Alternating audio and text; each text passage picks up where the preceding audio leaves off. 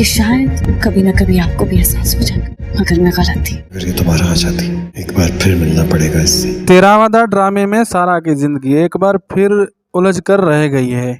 अली और रेयान की आपस की जिद की वजह से सारा की जिंदगी मुश्किल हो चुकी है। सारा को समझ नहीं आ रही अब वो इस मुश्किल से किस तरह निकले।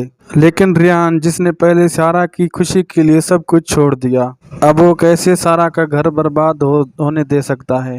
वो सारा की खुशियों के लिए सब कुछ छोड़ छाड़ कर यहाँ से चला जाएगा, जिसके बाद ही अली के दिल से बदगुमानियां बंद होंगी जो सारा के लिए भर चुकी हैं, और फिर से सारा और अली के दरमियान सब कुछ नॉर्मल हो जाएगा और सारा अली को औलाद देकर अली के दिल में जगह बना लेगी।